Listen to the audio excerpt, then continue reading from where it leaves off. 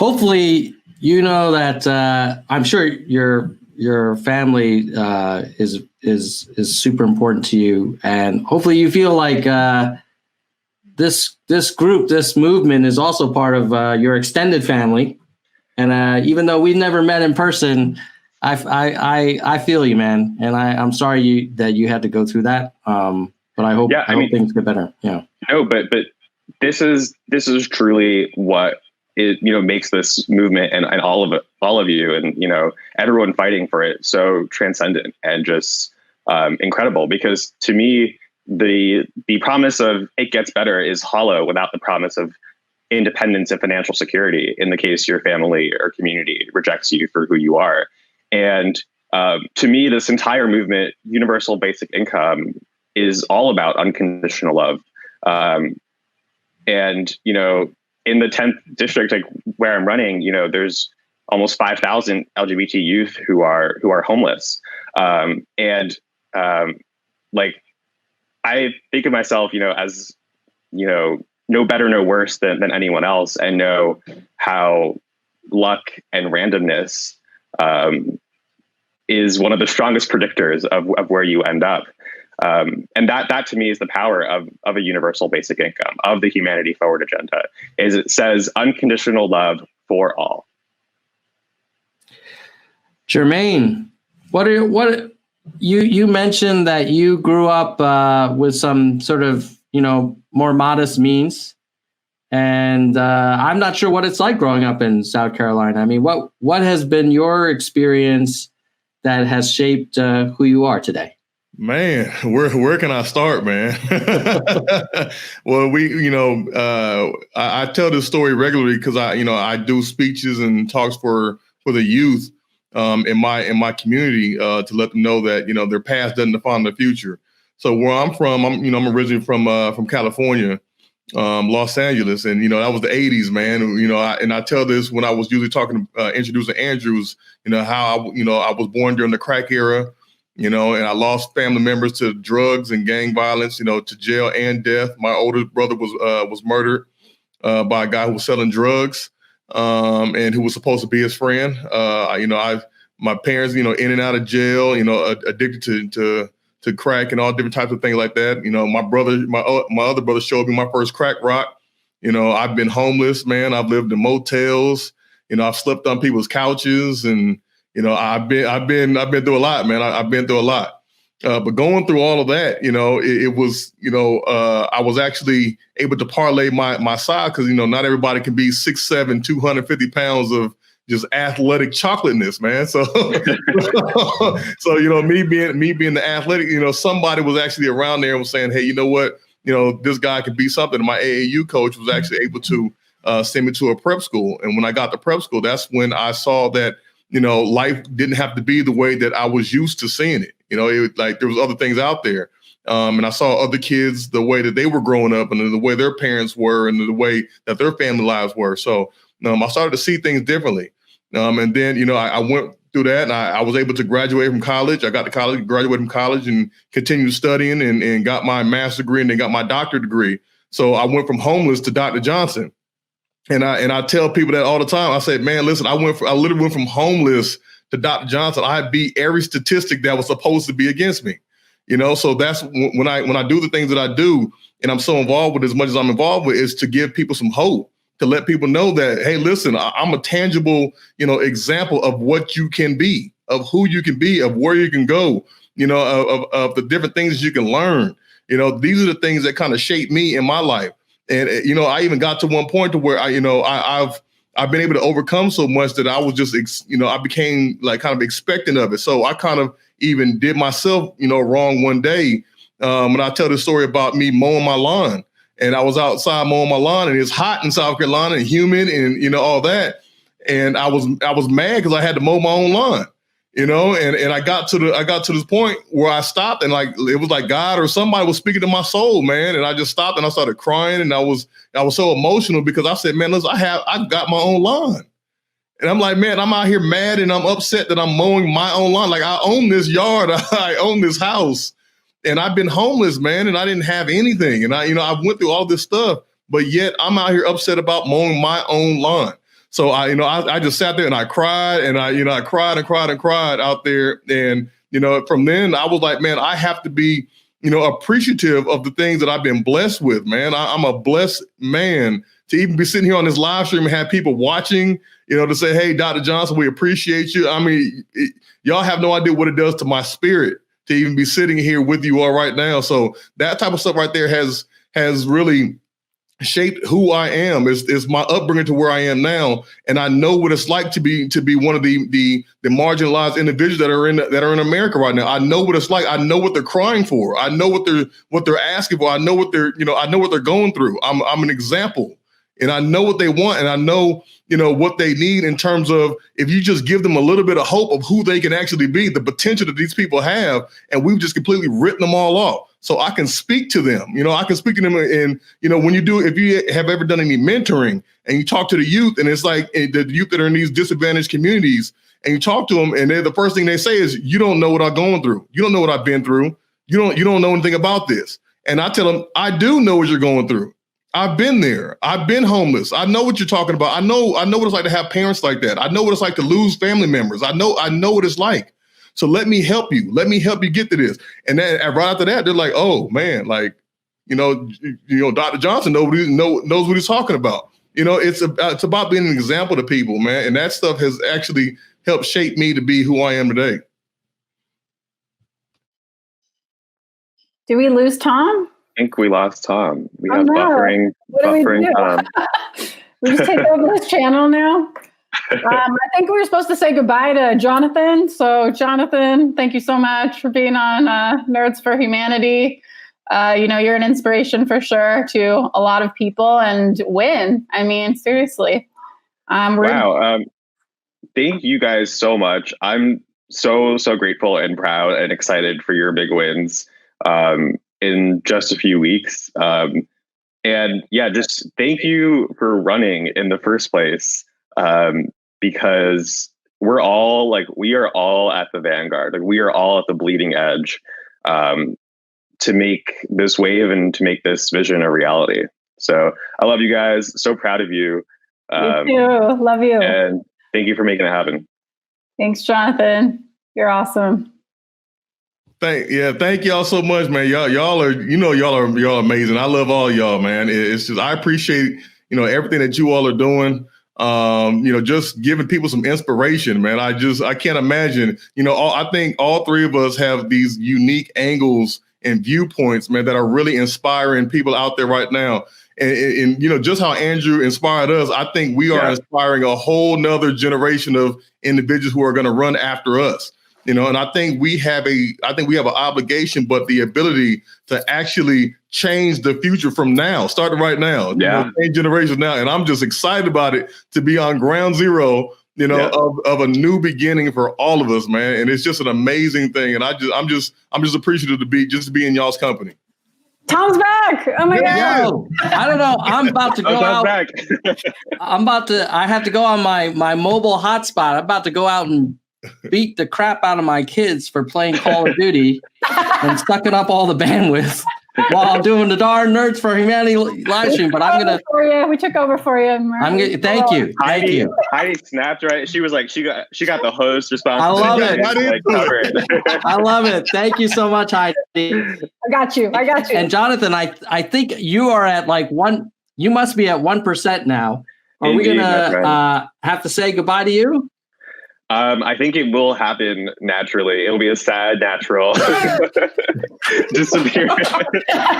But we actually have we all shared our very emotional farewells, because we also lost you too. So well, let's keep going as long as we can. There's some good questions in there too. Yeah. Let me. So there was a question. Oh, he's gone. Dude, this is like a reality show where people are just dropping off. Kicked off the island. Yeah. So let's see this one. Here's a question from Solja, who's a Nerds for Humanity member. How can the gang best support each of your campaigns from home? For me, it's you got to go to Heidi2020.com/call. So calling for me is the number one thing right now. I need to reach out to these voters and get them to know about me. Overwhelmingly, the feedback from our phone banking so far is that people are undecided. They don't know who they're going to vote for, and they haven't heard about me, and they are curious and interested or very excited when they hear about me. So calling is so effective. And if you guys don't have any if you guys don't know what to do and you want to continue this wave, this Humanity First wave, I would say call for me would be amazing. If you can do that and you have a couple bucks, that basically funds our phone banking right now. Those funds are going to each dial. Each dial has a cost. So every dollar helps a phone banker reach somebody else and tell them about me and my message and get that out there, because people get their ballots on Wednesday, which is April 29th if you're watching this later.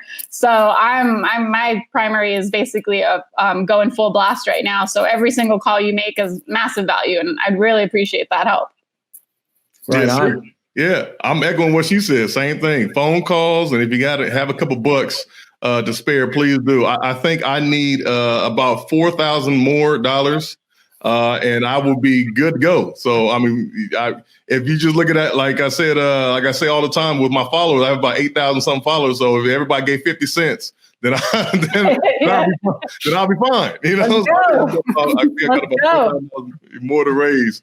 And if you have some time to spare, please, make some phone calls on my behalf. I think Distributed Forward is doing text messages on my behalf as well. So, if you can do any of that stuff, please do so. And you can definitely help us out. And I presume all of the information about how to donate and how to volunteer is available from your respective websites. Yes. Yes. If they go to Heidi2020.com, all the info is there. Even better, though, if you just want to call, go to Heidi2020.com/call, because that's where you get just all the info that you need right there. And you can jump onto the dialer very easily after you've looked at our training and the materials you need. It's all super easy. And of course, if you want to donate, then you can go to Heidi2020.com and send us a little money so we can keep calling people and hopefully win this seat, which would be epic. Jonathan's back. Hey. That's awesome. Back on his phone. I see you. Okay, so amazing. So we're just talking about what people can do to help our campaign from home was the question. So, Jonathan, what can people do to help out the Herzog campaign? Epic. Well, I'm sure it's the same as everyone has been saying, but if you go to Herzog2020.com, this is an all digital canvassing and organizing apparatus. In many ways, even though this is tragic and a disaster for the world and for our homes and communities, this is the Yang Gang's time to shine. We are the experts. We wrote the playbook on how to digitally organize, and we can 100% win. There is no doubt. In the 10th district alone, in this congressional primary, if we get 2% of all New Yorkers who live on the west side of Manhattan and South Brooklyn, 2% of them to vote by mail for this vision, for our vision, we have won the seat. Just 15,000 people. That's what we need to unseat a 30-year dinosaur incumbent, one of the most powerful people in the House, in the country. That's what we need, 15,000 people. And if you think about this, Andrew Yang got 5.1% or so of the popular vote amongst registered Democrats in Iowa. We need basically just that in New York, in my home district, in Andrew's home district, in the campaign's headquarters home district. I mean, this is eminently winnable. We can get this done in 8 short weeks. So it's Herzog2020.com to sign up to volunteer. A lot of it is happening on social media and press and our weekly digital dialectics that are happening Thursdays at 7 p.m. And I guess maybe I'll announce it here. We are going to be having Michael Sandel on this Thursday, April 30th at 7 p.m. Eastern on our digital dialectic. So it should be an epic conversation. But yes, please do sign up, volunteer, chip in, because we can get this done. We have to. Yeah. Wow. And Jonathan, for those who are not familiar with Michael, can you tell us a little bit about why he's a special person? Totally. Well, Michael Sandel is quote unquote the rock star moral philosopher of our time. If you just Google Michael Sandel or justice, he is one of the most influential, thoughtful thinkers about the common good, the tyranny of meritocracy, and really the philosophy that underpins so much of the Yang Gang and our movement. So he is arguably, by some measures, the number one top moral philosopher of our time. He's epic, and I'm so stoked to have him on. Dude, you weren't messing around when you decided to call it a dialectic. I mean, you're really following through now. Well, definitely I've gotten some shit for calling it a dialectic, but it genuinely is intended to be just that. In true nerd spirit, like we can and will and must be solving these problems before we even have the permission to.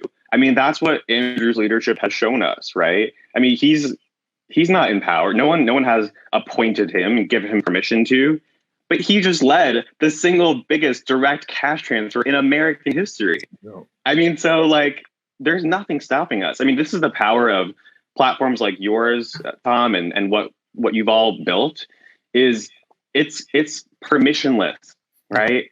Infinite scalability, and like you can change the world from literally just staring at your iPhone. I love it. I love it. As long as the kids don't play too much Call of Duty, I'm on here. Oh, here's a question for Jermaine. You were referring to your 6'7" chocolateness. Not something I've been accused of when I was growing up.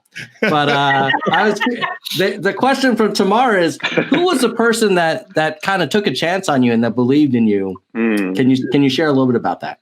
Yeah, so his name is Elver Perry. They used to go. He went by the name of Kool-Aid, and that was his nickname. Everybody knows him as Kool-Aid. So if you're from Los Angeles, you know this guy's name is Kool-Aid.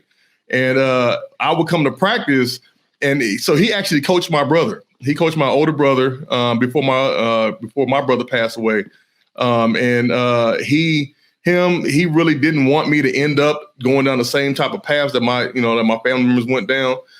So I used to come to practice, and he used to curse me out. Oh my God! Like he used to curse me out. Get your mother, blah, blah, blah, blah, blah, blah. Like oh my, it was bad. So I was like, man, do I really want to play basketball then? Like, man, this guy, he was cursing me out. But this man, him and his assistant coach, they loved me, man. Like they loved me. And I could tell because, to this day, we never had to pay for any of the, to go to private school or prep school, you have to pay money. I never had to pay anything. I never had to pay for shoes. I never had to pay for clothes. I never had to pay for anything. The day that school would let out, that literally the next day I would be on an airplane somewhere going to Colorado or going to Arizona or going somewhere to play at some basketball camp or going to New York or going to New Jersey, somewhere to play in some basketball tournaments or some camp somewhere or I was doing something. I was never in my environment. He would always take me out of my environment to expose me to different things. I never had to pay for food. I didn't have to worry about anything. And that's something when you have a 15-year-old kid or 16-year-old kid who's homeless, and it's like he literally took me under his wing, him and his assistant coach, and without that type of, that type of investment in my life, I don't know where I would have been. I don't know where I'd be to this day had he not invested in me. Right on. Well, Kool-Aid definitely sounds like he changed the trajectory of your life. He flew to, the day I graduated from college, he literally flew into South Carolina for one day to come see me graduate from college and then left that same day. Wow. Yeah. That's amazing. All right. Here's not a question, a comment from Lizzie Liz, who's saying she's from a different district, New York 16. All the candidates on here, and she's going to donate to all of you. So I'm going to give a little Nerds for Humanity gong for that. Yay. Nice. Thank you, Liz. Thank you. Thank you, Lizzie Liz. Delivering. Thank you All so right. much. Lizzie also has a question, which is like, okay, what's your kind of approach to passing UBI? I mean, I think we all have the general view of how it works, but when you get into the brass tacks, like, do you do a pilot? What amount? How does it get funded? Like, how have you thought about you're in a position of power and influence? If you win your elections, how are you going to actually get this thing done?